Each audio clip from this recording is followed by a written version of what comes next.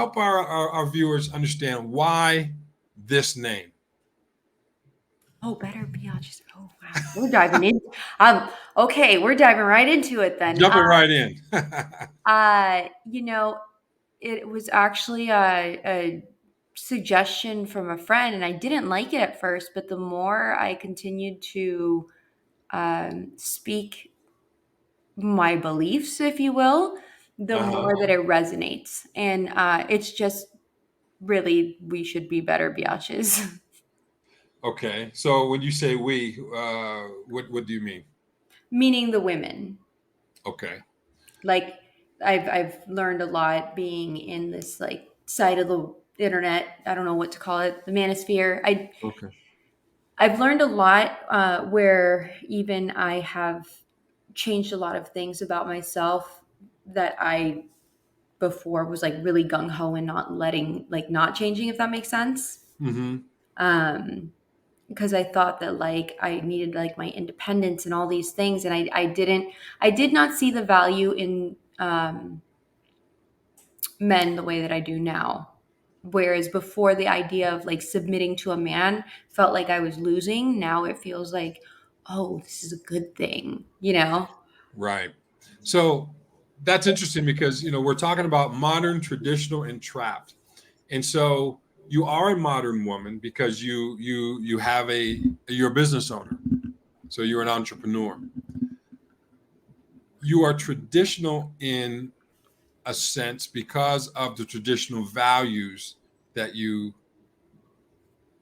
have based from your family upbringing and background, etc. Am I correct in saying that? Yeah. Okay. And so how do you, and we talked about being trapped, how do you navigate being a modern woman, being an attractive woman, being traditional at the same time? How do you navigate that in today's space? Yo, your questions are just, I love it. Um,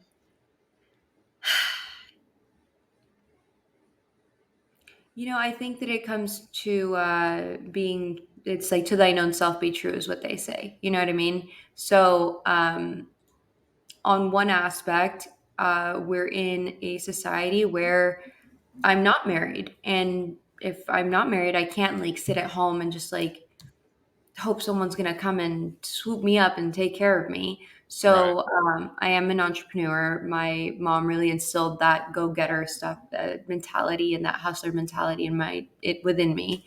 Um, it's hard to explain one without the other because when I first started, like I said, go-getter, super independent. I don't need a man.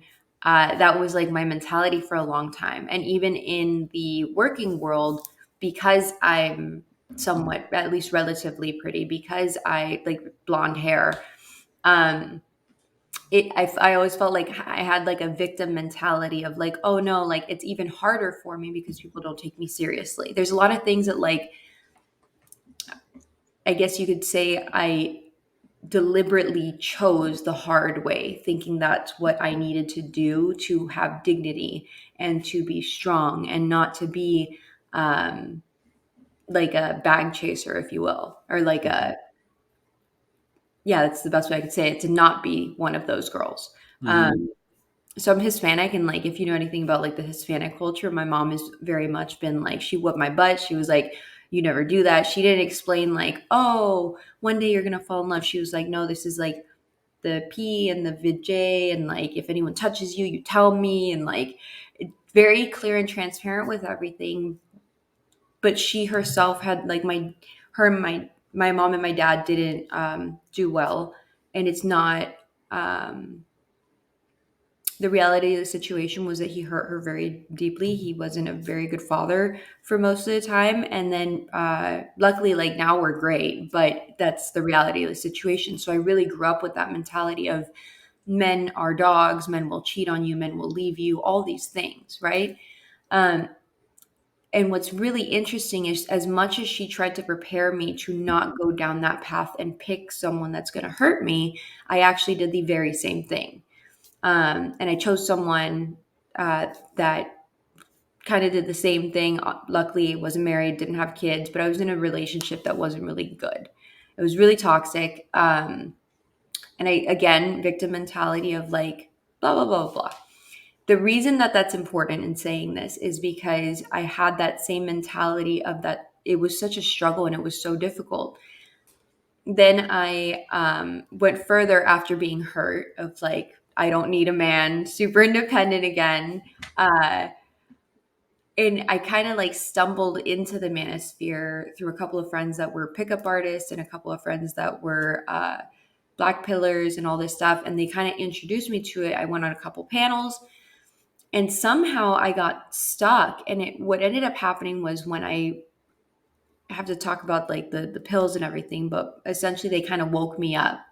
So that same mentality that I had of even in the business world, oh, I'm a woman, they don't take me seriously. It's kind of like, oh no, I'm adapting to what's happening now. Instead of thinking that it is manipulative to use the fact that I'm a woman to, let's say, how do I say this? Because instead of before it was a victim mentality of they don't take me seriously, now it's like I get to surprise people in what I can do in the business world, right? And that has created waves, even like in my little niche of industry.